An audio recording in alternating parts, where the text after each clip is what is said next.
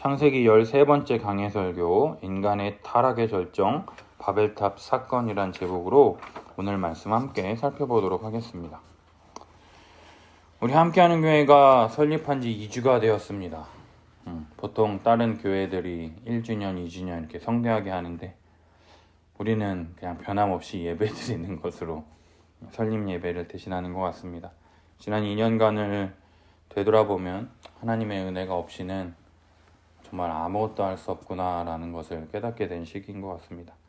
정말 아무것도 모르고 정말 하나님만 믿고 개척했을 때에 하나님께서 인도해 주셨고 또 아무도 없어도 이곳에서 하나님을 예배하며 하나님의 이름을 부르짖을 때에 하나님께서 주신 은혜를 따라서 지금까지 뚜벅뚜벅 걸어가는 것 같습니다. 노아가 120년간 다른 사람들의 이런 많은 이야기를 들음에도 불구하고 묵묵히 방주를 지었던 것처럼 우리 함께하는 교회도 계속해서 묵묵히 주님의 말씀을 잘 차곡차곡 지어서 많은 사람들을 살릴 수 있는 구원의 방주가 되었으면 좋겠다, 이런 바람이 있습니다. 앞으로도 부족하지만 계속해서 주님의 말씀을 연구하고 복음을 전하고 예수 그리스도의 십자가 복음 위에 든든히 세워져가는 우리 함께하는 교회 성도가 될 수 있도록 우리 함께 같이 기도했으면 좋겠습니다.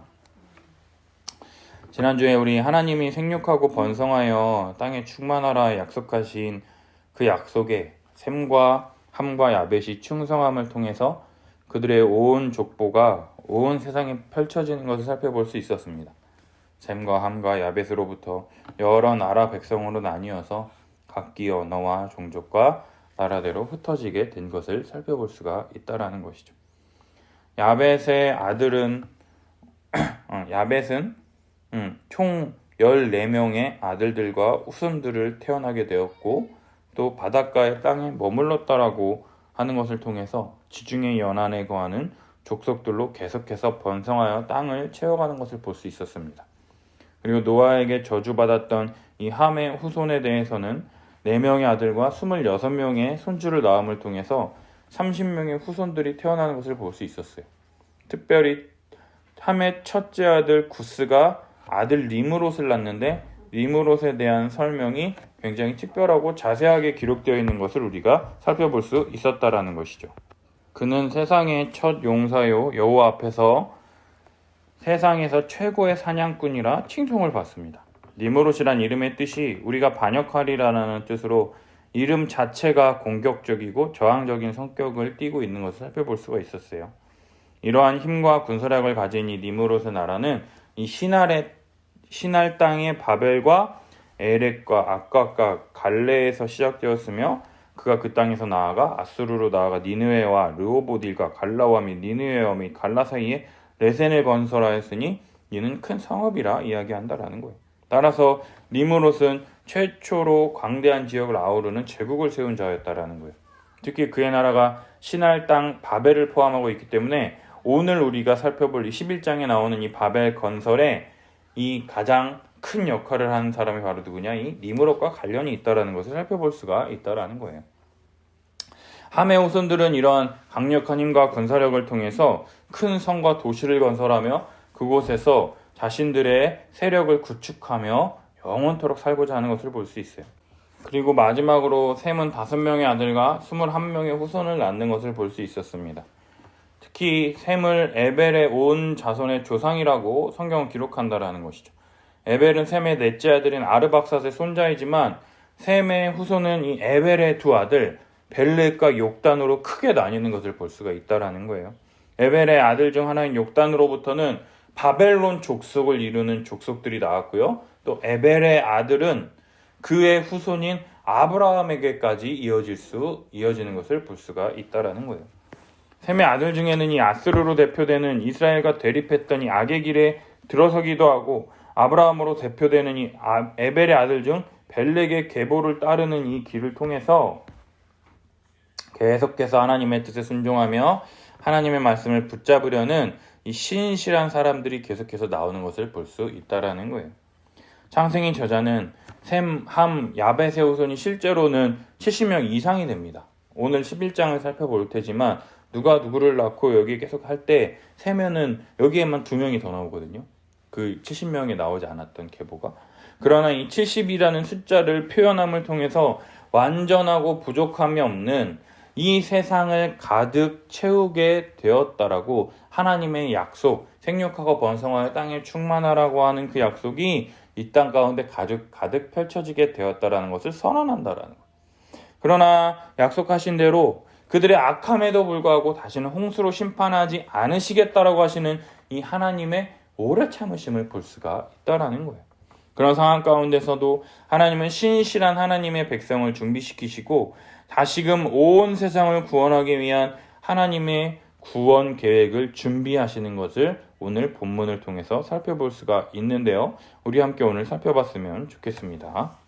1절 온 땅의 언어가 하나요 말이 하나였더라. 이에 그들이 동방으로 옮기다가 시날 평지를 만나 거기 거류하며 서로 말하되 자 벽돌을 만들어 견고히 굽자 하고 이에 벽돌로 돌을 대신하여 역청으로 진흙을 대신하고 또 말하되 성읍과 탑을 건설하여 그 탑 꼭대기를 하늘에 닿게 하여 우리 이름을 내고 온 지면에 흩어짐을 면하자 하였더니 많은 학자들이 이 시날 평지는요 오늘날의 메소포타미아 지역과 같은 것으로 봅니다.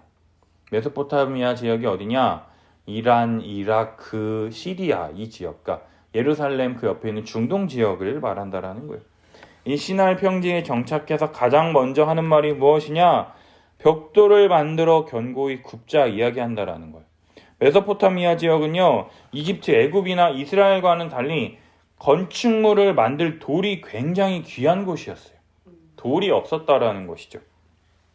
따라서 그들은 돌 대신 진흙을 구워 돌처럼 단단한 벽돌을 만들고 역청을 사용하여 진흙보다 더 견고하게 벽돌과 벽돌을 더 견고하게 연결시킬 수 있게 되자 거대한 건축물을 쉽게 만들 수가 있게 되었다라는 거죠. 벽돌과 역청으로 성읍과 탑을 건설하여 그들이 그리는 커다란 성과 도시를 건설하고 그 안에 거대한 탑을 높이 쌓으려고 했다라는 거.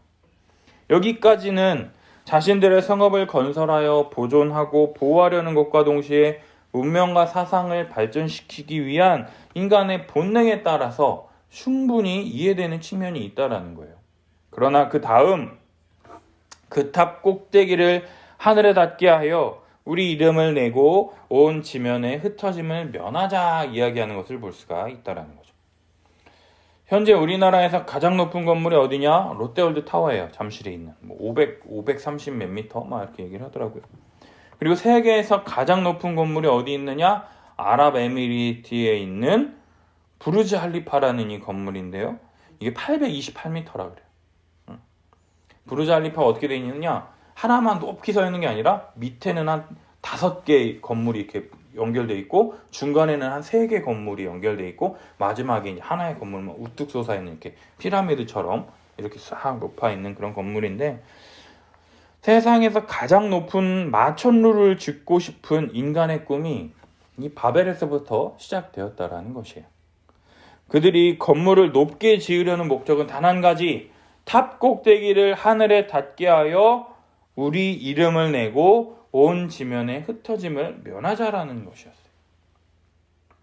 홍수 심판 이후에 또다시 온 세상 전역에 퍼져 살아갔던 인간들이 다시금 하나님의 자리를 차지하려는 시도를 했다라는 것이에요.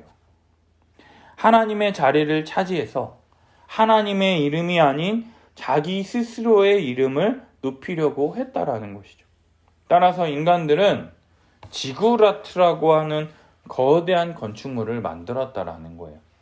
지구라트가 뭐냐? 피라미드와 같이 거대한 건축물로서요, 경사를 이루고 있으며 중앙에 계단을 만들어 통행하고 그 탑 꼭대기에 신전을 두어서 신과 접촉하고자 탑을 높이 쌓았다라는 거예요. 예를 들면 우리가 데이트할 때 인사동에 자주 놀러 갔었잖아요. 그 인사동에 가면 쌈짓길이라는 건물이 있죠. 쌈짓길 그 건물이 어떻게 지어져 있습니까? 입구로 들어가면 계속 그냥 경사가 져가지고 계속 돌면 어느새 3층, 4층까지 이렇게 계속 올라가잖아요.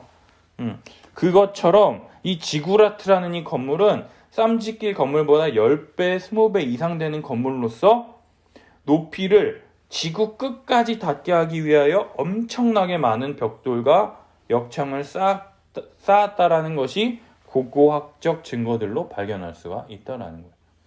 끝에 피라미드처럼 되게 넓게 이렇게 한 다음에 점점 좁아지는데 높이는 올라가는 이렇게. 그래서 이렇게 피라미드처럼 그 꼭대기에 신전을 만들어서 하나님과 교감하겠다, 하나님과 이야기하겠다라고 하는 그 증거들이 고고학적 증거들로 그 지구라트의 터들이 많이 발견되고 있다라는 것이에요. 그들이 이러한 탑을 쌓아서 탑 꼭대기를 하늘에 닿게 하려 했던 이유는 하늘에 계신 하나님, 하나님의 존재를 대신하여 자기 스스로 신이 되려고 하거나 혹은 필요할 때마다 신과 교제함을 통해서 신의 능력을 사용하려는 것, 결국은 자기 스스로가 하나님처럼 되려는 인간의 죄악된 행위가 계속되고 있다라는 것을 알 수가 있다라는 거예요. 따라서 바벨탑은 하나님 대신 스스로가 하나님처럼 되어 자기 마음대로 행하려 하는 인간의 교만함의 극치라고 할 수 있다는 거예요. 더군다나 바벨의 사람들은 거대한 성을 쌓고 사람들을 그 성 안에 모아 그곳에 함께 거함으로 거짓된 하나됨을 도모하여 흩어짐을 면하고자 했다라는 거예요. 그곳에서 거짓된 안전과 거짓된 하나됨을 장담함을 통해서 이 안에 있으면 우리는 평생 동안 행복할 거야, 우리는 흩어지지 않을 거야 라고 장담하면서 지냈다라는 거죠. 그러나 하나님은 사람들이 생육하고 번성하여 온 땅에 가득하게 되는 것을 원하셨다라는 거예요. 자기들만의 철옹성을 구축하는 것을 하나님은 원하지 않으셨다라는 거죠. 따라서 그들은 하나님 없는 나라, 하나님 없이 사람들이 다스리는 사람의 나라를 만들고자 했다라는 것이에요.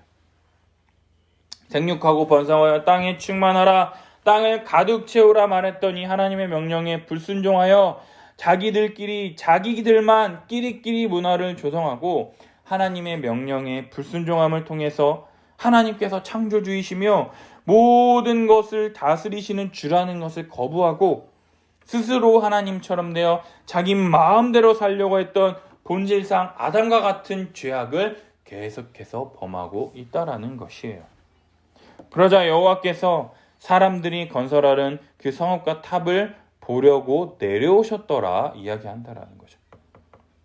인간은 자신이 할 수 있는 최고와 최선의 노력을 통해서 바빌루, 아카드어로 신의 문이라 불리는 탑을 높이 쌓아서 신께 도달하려 했어요. 하지만 하나님께서 그 성읍과 탑을 보려고 내려오셔야만 겨우 볼 수가 있는 하찮은 시도였을 뿐만 아니라 성경은 바벨, 흩어버리다, 혼란스럽게 만들어 버렸다라고 이야기하고 있다라는 거죠. 인간의 그 시도가 아무리 높이 하려고 해도 하나님이 내려오셔야지만 겨우 볼 수 있는 하찮은 시도. 그래서 에이 치워버려 라고 하면서 하나님이 에이 저리 치워 흩으셨다라는 거예요. 우리 이사야 40장 22절 우리 함께 읽어보도록 하겠습니다. 그는 땅 위 궁창에 앉으시나니 땅에 사는 사람들은 메뚜기 같으니라. 그가 하늘을 잘같이 펴셨으며 거주할 천막같이 치셨고. 아멘. 사람들은 발전된 과학기술과 문명을 사용해서 하나님을 대신할 만한 무엇인가를 이루고자 했지만 그 어떤 것도 성공할 수가 없었다라는 것. 그럼에도 불구하고 왜 사람들은 계속해서 왜 자꾸 이런 불경건한 일을 행하는가? 성경은 바로 사람이 부패하여 마음으로 생각하는 모든 것이 항상 악할 뿐이라고 이야기하고 있다라는 거예요. 우리 창세기 8장 21절 함께 읽습니다. 여호와께서 그 향기를 받으시고 그 중심에 이르시되 내가 다시는 사람으로 말미암아 땅을 저주하지 아니하리니 이는 사람의 마음이 계획하는 바가 어려서부터 악함이라. 내가 전에 행한 것과 같이 모든 생물을 다시 멸하지 아니하리니. 게다가 부패한 사람들이요, 한 족속이고 한 언어도 하나였기 때문에 이러한 일을 꾸밀 수가 있었어요. 따라서 하나님은 언어를 서로 다르게 하셔서 서로 알아듣지 못하게 하셨다라는 거죠. 이는 그들이 한 마음 한 언어로 하나님을 대적하는 것을 막고자 하셨다라는 거예요. 일종의 하나님의 은혜라 할 수 있다라는 거예요. 우리가 외국에 나가면 어느 누구든지 애국자가 된다 그러잖아요. 그죠? 외국 나가면은 한국말 하는 사람만 봐도 얼마나 즐겁고 기쁩니까? 그것처럼 말이 통하니까 엄청 편한 거예요. 그러나 말이 안 통하는 사람들이 있으면 어떻게 합니까?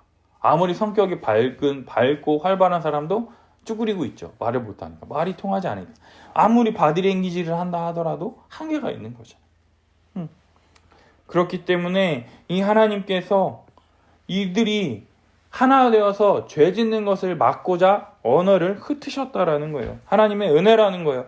만약 인간이 바벨탑을 쌓지 않았더라면 우리는 영어, 불어, 일어, 중국어, 독일어 등등 여러 가지 언어를 공부하지 않아도 됐을 텐데, 이 썩을 놈들.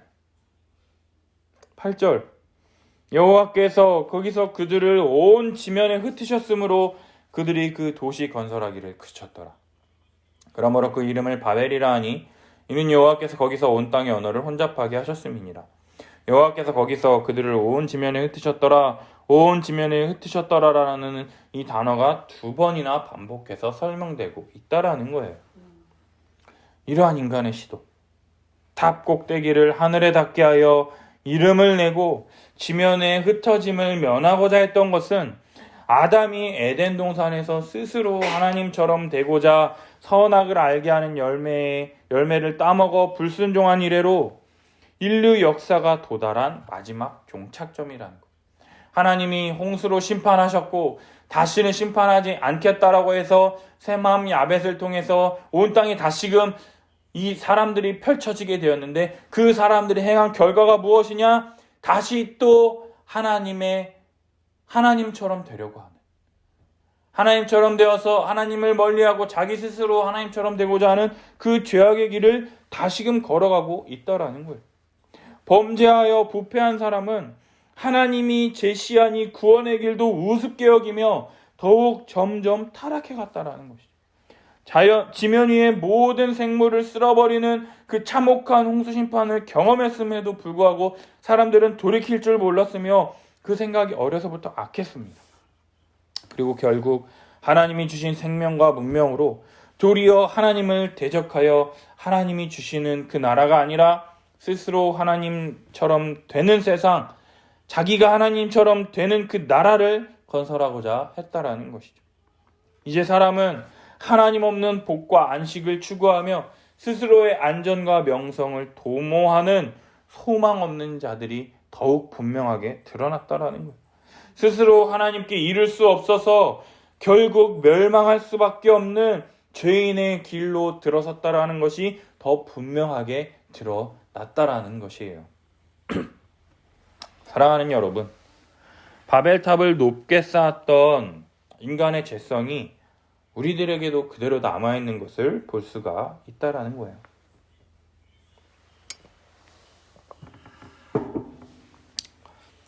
스스로 하나님처럼 되려는 이 죄성, 그 죄악을 해결하지 못해서 하나님이 우리들에게 복과 은혜로 주신 것들을 가지고 스스로 하나님인 척 하나님을 대신하려는 자들이 바로 죄악된 우리들의 모습이라는 것이에요.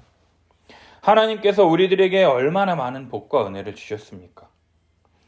그럼에도 불구하고 계속해서 악한 길로 브레이크 없는 벤츠처럼 죄악을 향해 달려감에도 불구하고 하나님께서 다시는 홍수로 멸하지 않겠다라고 약속하신 그 약속을 신실하게 이루어가시는 반면 우리는 계속해서 멸망의 길로 내달리고 치닫고 있다라는 것이죠.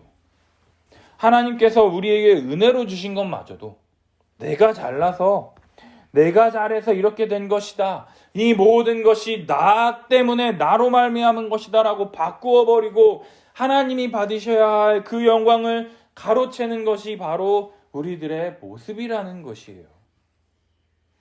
하나님께서 하나의 언어와 벽돌을 굽고 건물을 건축할 수 있도록 주신 이 기술을 가지고 생육하고 번성하여 땅에 충만하기 위한 도구로서 이 기술과 능력을 허락하여 주신 것인데, 그러한 것을 사용하여 하나님께 영광 돌리고 하나님께 감사하기보다는 하나님을 대적하는 도구로 사용하며 변질시켜 버리는 것이 우리 인간의 죄성이라는 거예요. 우리들의 모습도 마찬가지라는 거예요. 하나님께서 생육하고 번성하여 땅을 다스리라, 땅을 정복하라 말씀하셨는데, 인간의 생명이 참으로 고귀하고 소중하다라는 것을 알려주시기 위해서 생명되는 핏째 먹지 말라라고 직접 말씀하셨음에도 불구하고, 그래서 동물도 보호할 뿐만 아니라 사람의 생명을 귀히 여기라 말씀하셨음에도 불구하고 돈 때문에 생명을 무가치하게 여기고, 따라서 돈 좀 벌겠다고 외국에서 온 외국인 노동자들, 비닐하우스에서 가건물 지어서 숙소 생활하게 하면서 그 기숙사비다라고 해가지고 매달 30만 원씩 뜯어가고, 그러면서 30만 원씩 뜯어가면서 외국인 노동자들에게는 일한 월급도 안 주고, 그래 놓고서 이 사람들이 경찰에 신고하니까 신고하라고, 나는 신고해도 아무런 상관없다고 라고 하면서 오히려 뻗대는 이 사람들. 오히려 더 냉담하게, 아이씨 그럼 나가라고, 막 신고했으니까 나가라고 이렇게 하는 사람들. 일 시켰으면 돈을 주고 적당한 보상을 줘야 하는데, 우리나라 사람들이 그 일을 하면 안 하니까 외국인 노동자들 싼 값에 와서 일 시키는 거잖아요. 그래도 그 사람들은 우리나라에서 버는 돈이 크니까, 그 나라에서 버는 것보다 크니까 그 돈을 벌려고 이 추위에도, 태국에 있는 나라, 겨울이라는 걸 겪어본 사람들이 아니잖아요. 그런 사람들이 우리나라에 와서 힘들게 그 기숙사에서 잠바 입고 그 비닐하우스 안에서 생활하는 그 사람들, 돈을 주기는커녕 오히려 30만 원씩 착취하고 빼앗아가고, 정말로 짐승만도 못한 사람들, 금수만도 못한 사람들, 돈을 사람의 생명보다 더 귀하게 여기는 것뿐만 아니라 자기 자식의 성공을 위해서라면 자식이 우상이 돼요. 불법이든 편법이든 상관없이 결과만 좋으면 상관없다 해서 자식 위해서 무슨 짓까지 합니까? 시험지까지 훔치잖아요. 시험지까지 훔쳐가지고 그 쌍둥이 딸 1, 2등 만들어서 조사해봤더니 다 그거 밝혀졌잖아요. 근데도 그 딸들 뭐라 그럽니까? 아니라고 거짓말하고. 또 어떻습니까? 그 자식을 위해서 온 열정과 성의를 다 쏟아부었는데 자식이 이제 와서 하는 소리가 뭐냐? 엄마는 날 위해서 해준 게 뭐가 있냐고. 엄마한테 관심 받고 싶어서, 공부 잘하면 엄마가 나한테 관심 가져줄 줄 알고 명문고 진학하고 1등하고 계속 했음에도 불구하고 여전히 바쁘고 관심 없는 엄마 때문에 상처받았다고 하면서 엄마 나한테 무릎 꿇고 사과하라고 하는 이 딸아이의 모습. 그리고 그 명문고도 자퇴하고 나서 몇 년간 아무것도 안 하고 집안에서 뒹굴기만 하고 있는, 정말로 부모 입장에서 하나도 생각 못하고 자녀 입장에서 하나도 생각하지 않는, 정말로 하나님이 우리에게 주신 은혜잖아요. 은혜.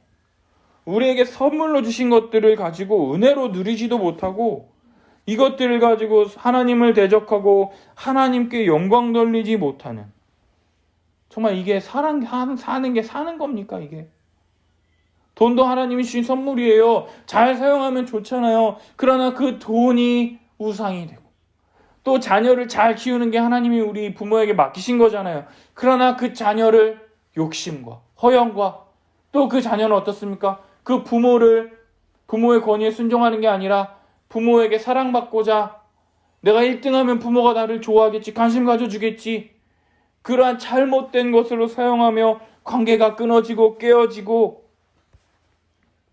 점점 더 이렇게 변질시켜 가며 하나님의 영광을 잃어버리며 살고 있지 않은지 모르겠어요. 이런 것뿐만 아니라 신앙 또한 우리는 어떻게 변질시켜 버립니까? 은혜에 감사해서 감사한 반응으로서 마땅히 하나님을 사랑하고 섬기고 찬양하는 것이 아니라 복받기 위해서. 내가 기도하면 하나님이 이거 해주시겠지. 내가 이렇게 섬기면 하나님이 내게 이렇게 해주시겠지. 라고 해서 복받기 위해서 섬기는 종의 신앙으로 변질시켜버리는 것이 바로 인간의 죄성이라는 것이에요. 사랑하는 여러분, 이 죄의 출발점이 무엇이냐? 바로 이 자기중심성이라는 거예요. 모든 것이 나 위주로 돌아가며 나로부터 시작해야 한다라는 이 자기중심성인 거예요. 제일 싫어하는 말, 나만 아니면 돼. 딴 사람이 어떻게 되든 나만 아니면 돼. 이런 것들, 자기중심성이라는 거예요. 그러나 믿는 신자들은 무엇을 기억해야 되느냐? 하나님께서 천지 만물을 창조하셨을 뿐만 아니라 모든 것을 다 알고 계시며 모든 것을 능히 하실 수 있는 전지전능하신 하나님이라는 것을 기억해야만 한다라는 것이에요. 그러한 하나님께서 우리를 지으신 창조주이시며 우리는 그가 지으신 피조물이라는 것을 기억할 때 우리는 그때야 비로소 자기중심성을 억제하며 멀리할 수 있다라는 것이에요. 우리는 하나님이 우리를 창조하시고 우리를 그냥 내버려 두시는 멀리 계신 하나님이 아니라 우리의 생사화복에 깊이 관여하시고 우리의 모든 일에 간섭하시며 공정하고 합당하게 하나님의 성품인 공의롭게 심판하시는 분이라는 이 믿음이 있을 때 내가 스스로 하나님처럼 되어 내 뜻대로 이루려는 것을 멈출 수 있게 된다라는 것이에요. 내 뜻대로 하려 하는 것에 있어서 돈도 있고 능력도 있고 열심과 노력까지 하는 사람들에게 내 뜻을 이루는 것은 그다지 어려운 일이 아니죠. 삼성 이재용 그 부회장이 뭐 공부 좀 한번 해볼까? 내가 뭐 교사 자격증 한번 따볼까? 한번 마음 먹었다고 해보세요. 돈이 있죠? 훌륭한 교사들 다 붙입니다. 그리고 좀 열심히 있어요? 좀 공부 좀 해보지 뭐. 딱 하면 이재용 회장이 만약에 교사 자격증 딴다라고 했을 때 그게 어렵겠습니까? 쉽겠습니까? 쉽죠. 출발선 자체가 다르니까. 그러나 이러한 능력도 있고 열심히 노력도 있고 돈도 있는 그 사람들에게 뜻을 이루는 게 어려운 일이 아니라는 거예요. 그러니까 따라서 하나님은요, 이러한 사람들에게 무엇을 허락하시느냐? 고난이라는 것을 통해서 내 뜻대로 되는 게 없구나라는 것을 깨닫게 하시고 그것을 통해서 우리들을 다루어 가신다라는 것이에요. 이러한 고난을 통해서 정말 내 뜻대로 되지 않는 것도 있구나. 돈으로 안 되는 것도 있구나. 내 마음대로 안 되는 것이 있구나. 내 능력과 의지만 가지고도 안 되는 것이 있구나 라는 것을 깨닫게 될 뿐만 아니라 이번 코로나와 같은 이런 상황을 통해서 인간은 정말 하나님 앞에서 아무것도 아닌 존재구나라는 것을 깨닫게 됨을 통해서 내 뜻이 아닌 하나님의 뜻, 하나님께 영광 돌린다는 것이 무엇인지 그때야 비로소 알게 되고 하나님의 뜻에 순종하는 것이 인간에게 복이 된다라는 것을 깨닫게 된다라는 것이에요. 돈, 내 의지, 내 능력 가지고 안 되는 것이 있구나. 따라서 다 가진 것 같은 사람들. 이재용 같은 사람들도 자녀 때문에 힘들고 건강 때문에 힘들고 갑작스러운 사업의 실패라든가 이런 것들을 통해서 정말로 하나님께서 은혜 베푸시고 돌봐주셔야 한다라는 것을 깨닫게 된다라는 것이에요. 우리가 2년 전에 개척을 했잖아요. 정말 지금 생각해보면 무모했구나라는 생각이 들어요. 내가 뭐 성도가 있는 것도 아니었고 그냥 정말 하나님 위해서 정말 말씀 연구하고 정말 주어진 시간 동안 매이지 않고 성경 연구하고 정말 복음 가르칠 수 있도록 정말로 많은 시간을 확보했으면 좋겠다. 그러나 당연히 돈은 없죠. 일을 안 하니까. 그러나 하나님께서 먹이시고 입히시겠지. 그런 믿음으로 내달렸잖아요. 정말 그러니까 우리가 지금 2년이 지난 후에 우리가 고백하는 게 뭡니까? 진짜 하나님의 은혜와 돌보심 아니고서는 정말 지난 2년간 우리가 어떻게 살 수 있었는지 도저히 상상할 수가 없잖아요. 다른 사람들이 우리 보고 뭐라 그럽니까? 뭐 먹고 사냐 얘기하잖아요. 그럼 우리 뭐라 그럽니까? 주님이 풍성하게 공급해 주십니다 이야기하잖아요. 사랑하는 여러분, 내가 주체가 되어서 모든 것을 책임지고 담당하려고 하면 참으로 어렵고 힘이 들어요. 그러나 모든 것을 내가 다 감당하려는 것이 아니라 나의 주인이신 하나님께서 나의 주님이 되어 주셔서 내 삶을 다스려 주신다면 모든 것을 기쁨으로 즐겁게 감당할 수 있다라는 것을 우리 경험을 통해서 우리 알고 있지 않습니까? 따라서 하나님의 자리를 찬탈하려 하지 마시고 선을 넘는 녀석들이 아닌 선을 지키는 자들로 정말로 하나님 앞에 엎드리고 하나님 앞에 오직 믿음으로만 나아가는 우리 성도님들이 되시기를 예수님의 이름으로 축복합니다. 이러한 죄악에도 불구하고 계속해서 죄를 짓고 멸망의 구렁텅이를 향해서 나아가는 인간들을 그럼에도 불구하고 하나님은 그들을 향한 구원 계획을 포기하지 않으시고 그들을 온 지면에 흩으시는 것을 볼 수가 있습니다. 언어를 혼잡케 하심을 통해서 알아듣지도 못하고 하나 되지도 못하는 오직 하나님 안에서만 새로운 존재로 거듭나게 하시기 위해서 성경은 다시금 셈의 족보로 향하는 것을 볼 수가 있다라는 거예요.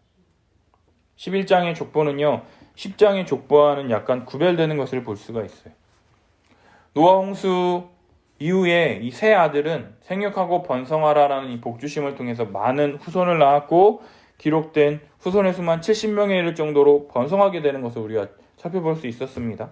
그러나 그러한 복과 은혜의 결과가 바벨탑을 쌓고 하나님을 대적하는 인간의 오만과 반역이라는 것을 우리는 지금 눈으로 확인하고 있다라는 것이죠. 그럼에도 불구하고 셈의 후손 중에서 그리고 에벨이 낳은 벨렉의 후손 중에서 하나님의 언약 백성 그들의 조상인 아브라함이 나오는 것을 살펴볼 수 있다라는 거예요. 따라서 11장에 나오는 셈의 족보를 자세히 살펴보면요, 우리가 창세기 5장에서 살펴보았던 누가 누구를 낳고 몇 세를 지내며 몇 세에 죽었더라라는 것이 우리 나왔었죠. 그러나 이 11장에서는 노아 홍수 이후에 수명이 상대적으로 많이 감소되고 죽음에 대한 기록이 생략된 것을 살펴볼 수가 있다라. 창세기 5장에서는 평균 수명이 어땠습니까? 무드셀라 몇 세였어요? 969세. 거의 1000년 살았잖아요. 근데 오늘 이 11장에서는요, 평균 수명이 400년 정도로 확 줄어든다라. 홍수 이후에 수명이 400년 정도로 확 줄었는데 더욱이 이 바벨탑 사건 이후로 수명이 어디까지 주느냐? 400년의 절반인 200년 정도로 급격히 줄어드는 것을 볼 수가 있다는 거죠. 죄와 사망으로 인한 죽음이 인간에게 더욱 가까이 드리워지게 되었다라는 거예요. 그리고 두 번째로 10장에서 셈은 아들 엘람, 아수르, 아르박삿, 룩, 아람까지 5명이지만 11장에서는요, 이 여러 아들 중에 아르박삿, 이 넷째 아들, 이 한 사람의 계보를 선별해서 기록한다라는 거예요. 하나님의 약속을 받아 하나님의 백성, 이스라엘의 조상이 될 아브라함에게 시선을 주목하기 위해서 하나님의 약속을 따라 순종하는 이 벨렉의 계보를 따라 아브라함까지 이어오는 것을 볼 수가 있다라는 거죠. 그리고 마지막 세 번째로 아르박삿, 셀라, 에벨, 벨렉 등 계속해서 30대 초중반에 출산하는 것과 대조적으로 아브라함의 아버지 데라는요 70세에 자녀를 낳는 것을 볼 수가 있어요. 30세, 35세 막 30세에 누구를 낳았고 막 이렇게 거의 나오거든요. 근데 데라는 70세에 자녀를 낳는다라는 거예요. 그리고 특별히 르, 수룩 얘네는 딱 한 명의 아들만 나오는데요. 특별히 데라는요 3명의 자녀를 다 기록하는 것을 볼 수가 있어요. 27절, 데라는 아브라함과 나홀과 하란을 낳고 하란은 롯을 낳았으며 하란은 데라보다 먼저 고향인 갈대아인의 우르에서 죽었더라. 그리고 아브라함과 나홀이 장가들었는데 아브라함의 아내 사레는 임신하지 못하므로 자식이 없다고 성경은 기록한다라는 거죠. 그리고 아브라함은 아버지와 함께 갈대아 우르를 떠나 가나안 땅으로 가고자 했으나 하란에서 아버지가 죽는 상황을 맞이하게 된다라는 거예요. 이러한 모습을 볼 때 아브라함은 결코 주목받을 만한 셈의 족보에 속한 자로서 세상을 구원할 만한 모습을 전혀 발견할 수가 없다라는 것이에요. 자녀를 낳지 못해서 아무런 소망도 없이 죽은 자처럼 살던 자가 바로 아브라함이었어요. 당시에 목축업을 하는 상황에서 노동력을 확보하고 자손을 낳아서 땅을 가득 채우는 것이 복이잖아요. 따라서 자녀를 많이 낳는 것이 복인데 자녀를 낳지 못해서 아무런 자랑거리가 없는, 지금도 그렇잖아요. 결혼해서 애기 못 낳으면 무슨 문제 있냐고 사람들이 안 좋은 시선으로 보는 것처럼 이 당시는 어떻게 했어요? 멀쩡한데 30세, 35세에 막 아이를 낳는데 70세가 됐을 때 아들을 낳으니. 그죠? 그러니까는 오랫동안 자녀를 낳지 못해서 아무런 자랑거리가 없어요. 우리가 부모들이, 우리 엄마도 그러지만 지성이가 나보다 더 이쁘대잖아요. 세상에서 네가 제일 이쁜 줄 알았더니 너는 비교도 안 된다고. 지성이를 엄청 이뻐하잖아요. 난 우리 엄마가 지성이 그렇게 이뻐하는 거 보고 놀랐거든요, 내가. 그것처럼 자녀가 내 자랑거리가 되어야 되는데 자랑할 거리가 없어요. 그리고 살아있으나 진짜 산 것이 아닌 죽은 자처럼 고개를 푹 숙이고 다른 사람들의 자손을 보고 부러워할 수밖에 없는 자가 바로 누구냐? 바로 아브라함이었다라는 것이죠. 그리고 그가 하나님을 부르거나 하나님을 찾거나 하나님 제발 아들 좀 주세요, 허락해 주세요 이렇게 기도했다거나 또 도덕적으로 우월했다거나 한 것을 우리는 성경 어디를 찾아봐도 찾을 수가 없다라는 거죠. 오히려 그는 불신자였어요. 아버지 데라를 따라 우상을 제조하는 우상 숭배자였음을 우리는 발견할 수가 있다라는 것이죠. 여호수아 24장 2절 함께 있습니다. 여호수아가 모든 백성에게 이르되 이스라엘의 하나님 여호와께서 이같이 말씀하시기를 옛적에 너희 조상들 곧 아브라함의 아버지 나홀의 아버지 데라가 강 저쪽에 거주하여 다른 신들을 섬겼으나 게다가 그는요 하나님의 부르심이 있었지만 중간에 포기한 낙오자였다라는 거예요. 우리가 이제 12장에 보겠지만 내가 내게 지시할 땅으로 가라. 내가 너로 큰 민족을 이루고 복의 근원이 되게 할지라, 복이 될지라 이렇게 약속하셨잖아요. 그 약속을 받았음에도 불구하고 갈대아 우르를 떠나 가나안 땅으로 가다가 아버지가 죽을 때까지 하란에 머물고 있다라는 거죠.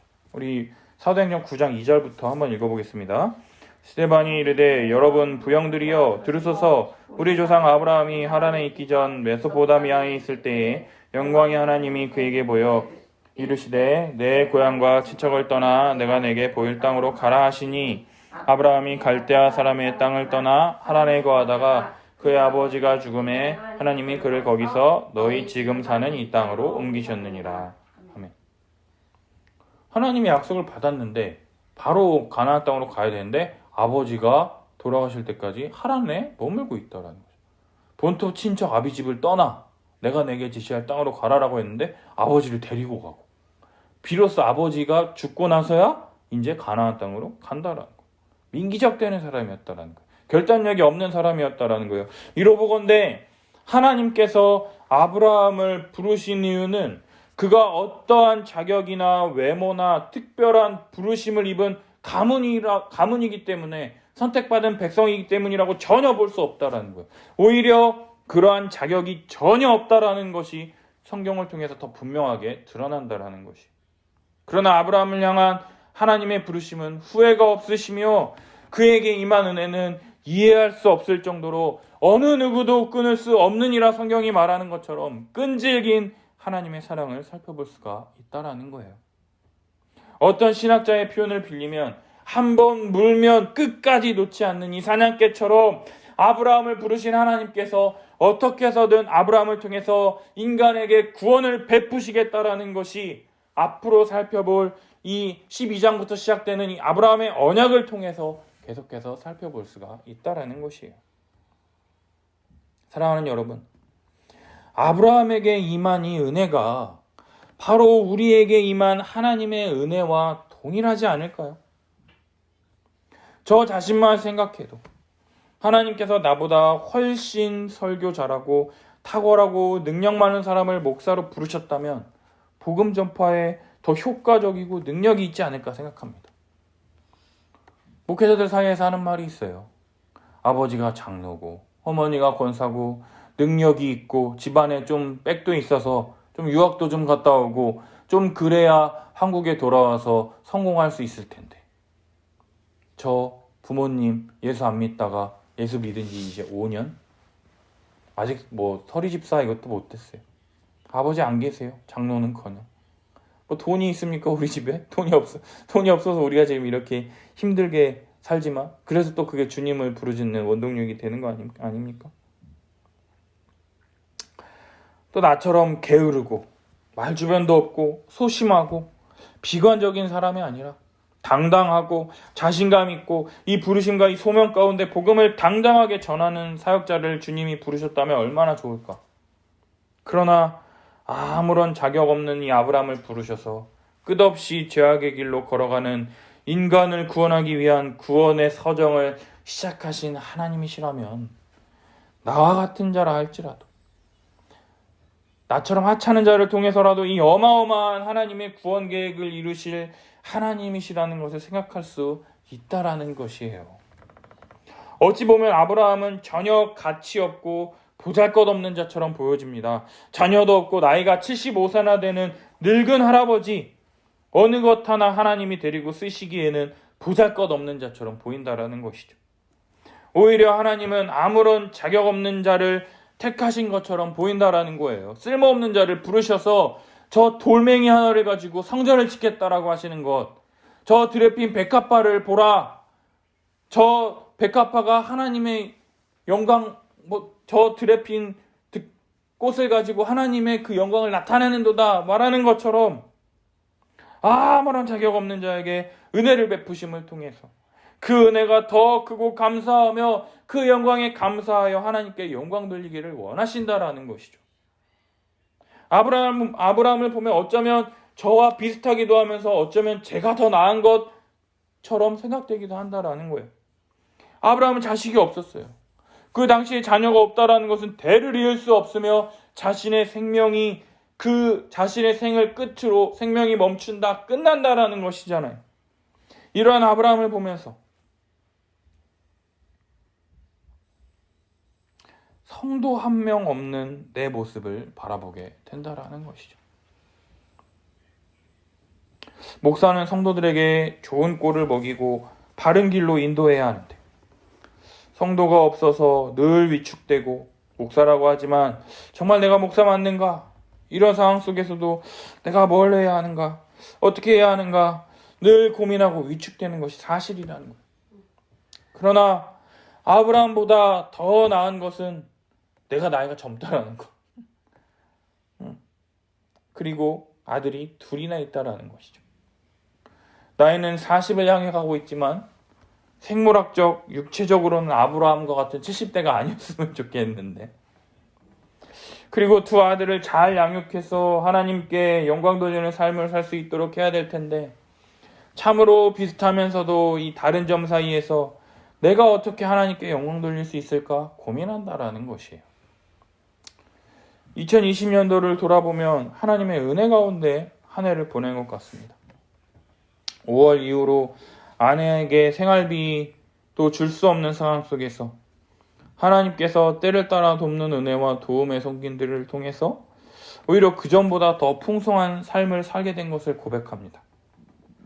성도가 없다고 좌절하고 낙심할 수 있을 때에 말씀 듣고 기뻐하는 이 아내를 보고 힘을 얻어서 한 명을 앞에 놓고 설교하지만 수많은 성도들 앞에서 설교한다는 생각으로 설교를 1년 동안 꾸준히 했더니 말씀을 준비하고 선포하면서 나 스스로가 더욱 하나님 앞에 엎드리고 은혜를 구하는 시간을 가졌던 것 같습니다.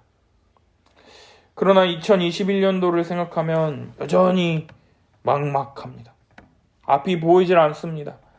따라서 매번 기도할 때마다 주님께 은혜를 구합니다. 아직은 목회자로서 어리고 많이 부족하기 때문에 준비되는 시간으로 이 시간을 잘 보내야 한다는 생각을 하면서도 한편으로는 만약 하나님이 내게 성도를 허락해 주시지 않는다면 나는 어떻게 할 것인가? 내게 주신 두 아들을 신앙으로 잘 준비시키는 것이 내게 주신 은혜라 믿고 받아들일 수 있는가? 이런 질문을 던지고 눈물을 머금고 두 아들을 잘 키우겠습니다. 기도한다라는 것이죠. 그러나 실제로 이 두 아들을 어떻게 잘 키워야 할지 참으로 어렵습니다. 이 자가격리 기간 동안에도 공부하고 또 말씀 듣기보다 책 읽기보다 유튜브 보고 트로트 보는 것을 더 좋아하는 우리 아이들에게 어떻게 신앙을 가르치고 잘 전수해야 할지 참으로 고민이 된다는 것이죠. 내 힘과 능력으로 할 수 없다라는 것을 더욱 깨닫게 된다라는 거죠. 그러나 아무것도 소망할 수 없는 그러한 자를 부르셔서 오직 하나님께서 행하시는 놀라운 기적과 은혜를 베푸심을 통하여 인간이 하는 것이 아니라 하나님께서 행하시는 놀라운 하나님의 구원을 보고 믿으라고 우리에게 말씀하시는 것처럼 하나님께서 내 삶 가운데 행하실 때에 우리는 두려워 말고 우리를 구원하시는 하나님의 손을 보고 신뢰해야 한다라는 것이에요. 사랑하는 여러분, 아무런 자격 없는 자를 구원하시기 위해서 하나님의 아들이신 우리 주님께서 이 땅에 오셨으며 아무 죄 없으신 우리 주님께서 내 죄 위하여 십자가에 대신 달려 죽으셨습니다.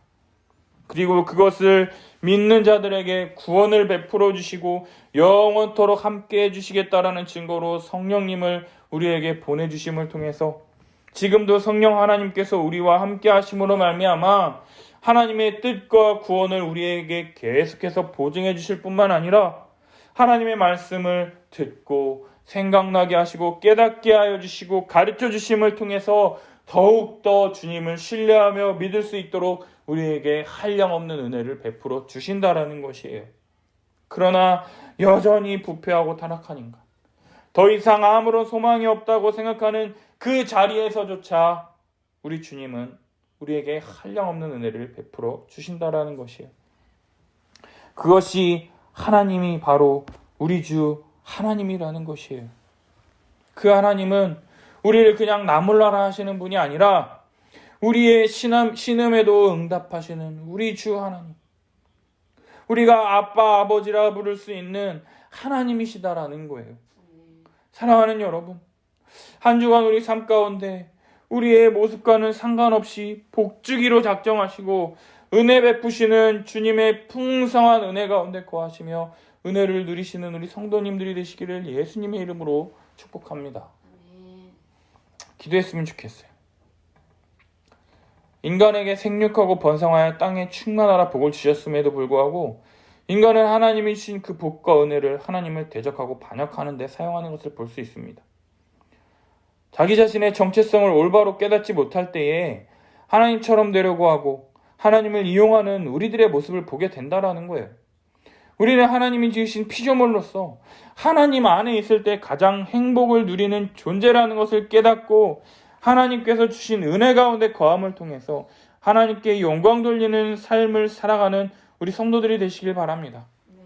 우리의 이 자기중심성, 그 누구도 끊을 수 없는 죄악을 해결하시기 위하여 우리 주님 십자가에 달리셨습니다. 그 누구도 해결할 수 없는 이 자기중심성이라는 죄악을 끊어버리심을 통해서 이제는 그리스도 안에서 새로운 피조물로서 자기중심성이 아니라 다른 사람을 내 몸처럼 사랑할 수 있는 존재가 되도록 우리의 존재를 뒤바꾸어 주셨다라는 것이에요. 예수 십자가 죽으심과 부활을 통해서 우리를 새로운 존재로 변화시켜 주셨다라는 것이죠. 십자가 복음 가운데 든든히 서 있을 때 우리는 자기중심성의 죄악을 짓지 않을 수 있게 된다라는 것이에요. 복음만 붙잡으십시오. 십자가 복음, 그 복음의 터 위에서 은혜로 주신 것을 사용하여 하나님을 대적하는 것이 아닌 은혜로 주신 것을 바르게 누리며 하나님께 영광 돌리는 삶을 사는 성도의 삶을 살게 해달라고 함께 기도했으면 좋겠습니다. 두 번째로, 하나님은 아무런 자격도 없고 보잘것없는 아브라함을 부르셔서 모든 인류를 구원하시기 위한 하나님의 구원의 서정을 시작하시려 한다라는 거예요. 자녀도 없고 불임에 나이도 많아서 아무것도 할 수 없어 보이는 그러한 자를 통해서 모든 사람을 구원하시려는 하나님의 이 놀라운 계획, 이것은 아브라함이 잘해서가 아니라 전적인 하나님의 은혜를 더 드러내려고 한다라는 거예요. 따라서 우리가 기도하고 우리가 좀 괜찮아 보이는 신앙인이 되려고 하는 것이 우리의 목적이 아니라, 우리로서는 도저히 안 되기 때문에 하나님께서 모든 것을 다 이루시고 그 이루신 것을 믿는 자에게 적용시켜 주신다라는 것이 바로 성경이 말하는 은혜라는 것이죠. 우리가 바라는 것은요, 이것을 더 온전히 믿고 붙잡고 의지하게 해달라고 기도합시다. 은혜로 모든 것을 주셨는데 되도 안 되는 나의 행위와 자랑을 붙잡지 말고 온전히 하나님의 은혜만을 붙잡는 우리들이 될 수 있도록 예수 그리스도의 십자가 복음을 통해서 우리에게 하나님 나라에 들어갈 수 있도록 은혜 베푸신 하나님의 은혜의 관점에서 모든 것을 바라보고 믿음으로 들어갈 수 있는 우리가 되게 해달라고 우리 함께 기도하며 나아갑시다. 주여.